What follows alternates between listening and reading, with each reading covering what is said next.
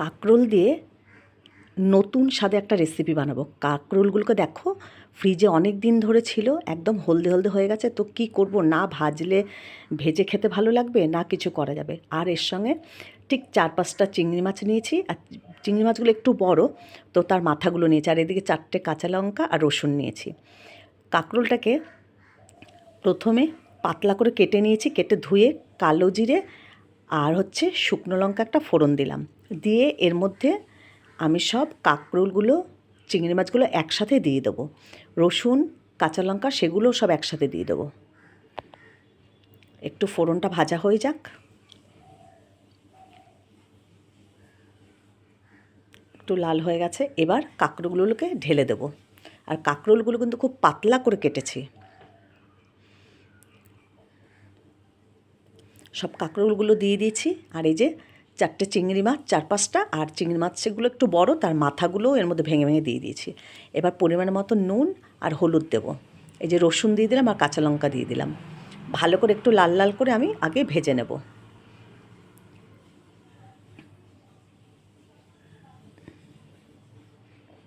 এই যে একটু ঢেকে দিলাম। ঢেকে দিলে কাঁকরোলটা খুব তাড়াতাড়ি একদম অল্প সময়েই সিদ্ধ হয়ে যাবে। এই দেখো সিদ্ধ হয়ে গেছে।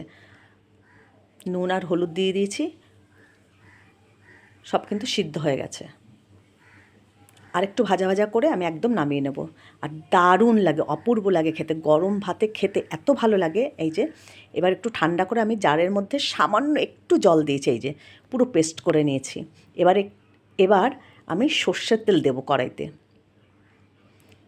আর কিচ্ছু দেবো না। একটু বেশি করে সর্ষের তেল দিয়ে তেলটা গরম হলে এবার ওই বাটা কাঁকরোলটাকে এর মধ্যে আমি এবার নাড়িয়ে চাড়িয়ে নেবো একদম শুকনো করে। এত সুন্দর লাগে খেতে কাঁকরোল বাটা, তোমরা খেয়ে দেখবে, তারপরে আমাকে কমেন্ট করে বলবে যে কেমন লাগছে খেতে। এক থালা গরম গরম ভাত খেয়ে নেবে, এত সুন্দর লাগে খেতে। যারা কাঁকরোল পছন্দ করো না তারা যদি এইভাবে খাও, দারুণ লাগবে খেতে।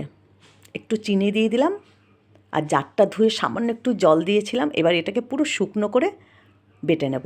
তোমাদের যদি ভালো লাগে এইভাবে খেয়ে দেখবে, লাইক করো, কমেন্ট করো, শেয়ার করো, আর ইউটিউব চ্যানেলটাকে সাবস্ক্রাইব করো।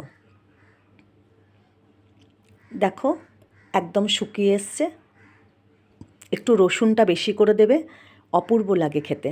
এবার কিন্তু বাটাটা একদম রেডি, আমি নামিয়ে নিলাম। কাঁকরোল চিংড়ি মাছ বাটা একদমই হয়ে গেছে। কাঁকরোল দিয়ে নতুন স্বাদের একটা রেসিপি বানিয়ে ফেললাম, অপূর্ব লাগে খেতে। তোমরা খেয়ে দেখো। এই যে নাবিয়ে নিয়েছি, একটা বাটির মধ্যে ঢেলে নিলাম। দেখো দেখতে কি সুন্দর লাগছে কাঁকরোল বাটা।